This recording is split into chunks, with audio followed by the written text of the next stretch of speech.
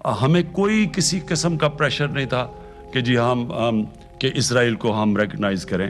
پاکستان کا تو موقف ہے, قائد اعظم کی 1948 میں سٹیٹمنٹ دی ہوئی تھی کہ جب تک کہ فلسطینیوں کو ان کا حق نہیں ملے گا, انصاف نہیں ملے گا, ہم ان کو تسلیم نہیں کر سکتے, اور اسی پہ پاکستان کھڑا ہے. یہ گولڈ سمتھ جس نے شکار کیا ہے تازہ عمران خان ایک ابھرتی ہوئی شے تھا. امیدیں وابستہ ہو رہی تھی, پہلے ہی سے ایک ہیرو کی شکل میں تھا. وہ اسلام کی بات کرنے چلا تھا, وہ اپنے کلچر کی بات کرنے چلا تھا. گولڈ سمتھ 5 کروڑ پاؤنڈ تو پہلی سلامی ملنے والی ہے.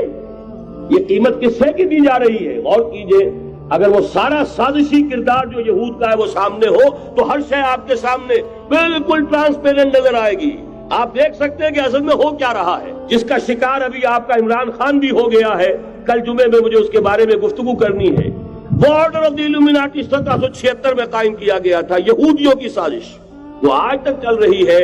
آج بھی یہودی ہے کہ جو اسلام کا خاتمہ اور مسلمانوں کو اپنے کمی کاری بنانے کے لیے ایک پورے ورلڈ آرڈر کا نقشہ بنا کر آ چکے ہیں. اور آج در حقیقت آپ کا اصل دشمن, میں بالکل اتفاق کرتا ہوں مولانا سے, اصل دشمن نمبر 1 میرے اور آپ کے اندر موجود ہے, میرا اور آپ کا نفس. اصل دشمن یہ ہے, نفس ما ہم کم طرف فرعون نیست لیکن اورعون ایراعون نیست. اور دوسرا خارجی دشمن سب سے بڑا یہودی. لیکن یہ کہ اس وقت کے اور اس وقت کے حالات میں ایک بڑا فرق واقع ہوا ہے. مجھے اقبال کے وہ شعر یاد آ رہے ہیں, دنیا کو ہے پھر مارکہ روح و بدن پیش, تہذیب نے پھر اپنے درندوں کو ابھارا, اللہ کو پامر دیے مومن پہ بھروسہ, ابلیس کو یورپ کی مشینوں کا سہارا. وہی تاریخ ستیزہ کار رہا ہے ازل سے تا امروز, چراغ مصطفی سے شرار بولہوی. تو دنیا کو ہے پھر مارکہ روح و بدن پیش, تہذیب نے پھر اپنے درندوں کو ابھارا, اللہ کو پامر دیے مومن پہ بھروسہ, ابلیس کو یورپ کی مشینوں کا سہارا. میں جس فرق کی طرف اشارہ کر رہا ہوں ذرا اس پر غور کیجئے. جس وقت یہودی حضور صلی اللہ علیہ وسلم اور صحابہ کرام کی مخالفت کر رہے تھے, ان کے اور عیسائیوں کے درمیان دشمنی تھی. وقالت اليهود ليست النصارى على شيء وقالت النصارى ليست اليهود على شيء. ان میں آپس میں سانپ اور نیولے کا بیر تھا اس وقت, جبکہ نبی اکرم صلی اللہ علیہ وسلم کے ساتھ یہود کی یہ کشاکش جاری تھی. یہی وجہ ہے کہ آپ کو معلوم ہے کہ قرآن مجید کہتا ہے کہ بدترین دشمن تمام انسانوں میں اہل ایمان کے وہ یہود ہیں, اور قریب ترین اگر کسی کو پاؤ گے دوستی میں مسلمانوں کے تو وہ نصارہ ہے. سورہ مائدہ کی آیت ہے, وَلَتَجِدَنَّ أَشَدَّ النَّاسِ عَدَاوَةً لِلَّذِينَ آمَنُوا الْيَهُودَ وَلَتَجِدَنَّ أَقْرَبَهُمْ لِلَّذِينَ آمَنُوا مَوَدَّةً لِلَّذِينَ آمَنُوا الَّذِينَ قَالُوا إِنَّا نَصَارَى. اس وقت صورتحال یہ تھی.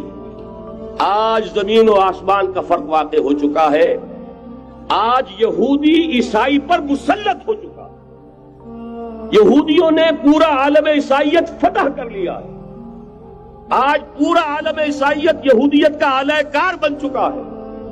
چنانچہ پہلے تو ایک ہی بات تھی, یہ تو تقریباً 300-400 سال قبل ہو چکا, کہ west white Anglo Saxon Protestants یہ تو اعلی کار بن گئے تھے آج سے صدیوں پہلے.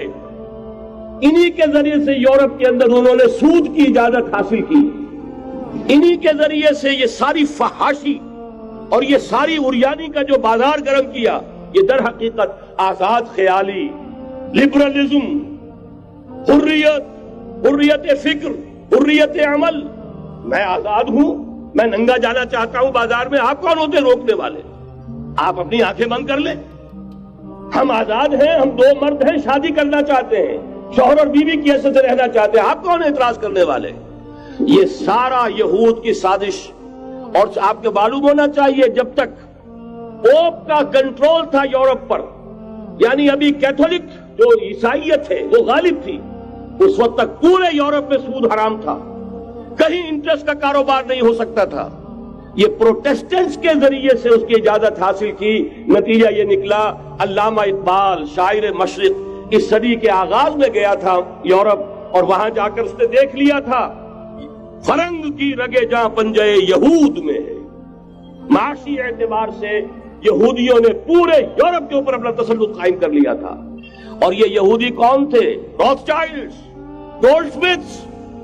بہرحال مجھے جو دوسری بات کہنی تھی وہ یہ کہ یریدون لیطفئوا نور اللہ بافواہہم اس وقت بھی یہودی تھا، آج بھی یہودی ہے.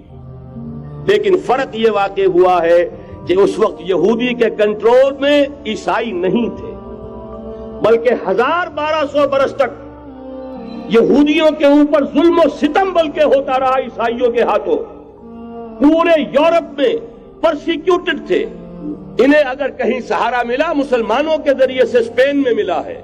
بن گوریان نے خود لکھا اپنی کتاب میں کہ ڈیورنگ دی ڈائسپورا، یہ ہمارا جو انتشار کا دور ہے 70 عیسوی سے جو شروع ہوا تھا، اس ڈائسپورا کے دوران our golden period is the period of Christian Spain. ہمارا سنہری دور وہی ہے جو مسلمان ہسپانیہ کا دور ہے. انہیں آرام ملا، انہیں پروٹیکشن ملی، انہیں عیش ملے، اور وہیں سے انہوں نے عیسائیت کے اندر نقب لگا کر اور وہاں سے اپنے راستے پیدا کیے. اور دوسرا کام یہ کیا، عیسائیوں کی عداوت کا رخ اپنی بجائے مسلمانوں کی طرف کر. 3 سال سے ہم کوشش کر رہے تھے کہ اسلامو فوبیا کے خلاف یونائٹڈ نیشنز میں ریزولوشن پاس کریں. اب نوجوانوں، اسلامو فوبیا کیا ہے؟ کیا چیز ہے یہ میں آپ کو سمجھاتا ہوں. 9/11 کے بعد ایک پوری نفرت کی لہر چلی مسلمانوں کے خلاف مغرب میں. اور وہ کیا تھی؟ وہ 2 وجہ پہ تھی. ایک کہ انہوں نے دہشت گردی اور اسلام کو اکٹھا کر دیا. دہشت گردی کا کوئی دین نہیں ہوتا. اسلام اور دہشت گردی کا کوئی تعلق نہیں. اس کے باوجود انہوں نے اکٹھا کر دیا اور مسلمانوں کو ایسے تاثر دیا کہ اسلام کی وجہ سے دہشت گردی ہے. ایک یہ، اور دوسرا وہ ہمارے نبی صلی اللہ علیہ وسلم ان کی شان میں گستاخی کرتے تھے، اور جو بھی اس کے خلاف مظاہرہ کرے وہ آزادی رائے کے نام پہ، فریڈم آف سپیچ کے نام پہ، وہ اور ہمیں برا بھلا کہتے تھے کہ دیکھیں یہ بڑے تنگ نظر ہیں. 3 سال کوشش کی. OIC کی میٹنگ میں، اسلامک کانفرنس میں، سب سے پہلے 3 سال پہلے میں نے اپنے سارے مسلمان ملکوں کو کہا کہ ہمیں مل کے ہر فورم پہ اس کے خلاف بات کرنی چاہیے. اس کے بعد یونائٹڈ نیشنز کی تقریر، وہاں جا کے پہلی دفعہ کسی پاکستان کے سربراہ نے اسلامو فوبیا کے خلاف بات کی. اور مسلسل میں کوشش کرتا رہا. میرے یہاں نوجوان جب بھی کوئی نبی کی شان میں گستاخی کرتے تھے، سڑکوں پہ نکلاتے تھے، توڑ پھوڑ کرتے تھے، لیکن کوئی فرق نہیں پڑتا تھا. تو میں ان کو تب کہتا تھا، نوجوانوں، میں یہ کیس لڑوں گا اور انٹرنیشنلی میں کیس لڑوں گا. اور کل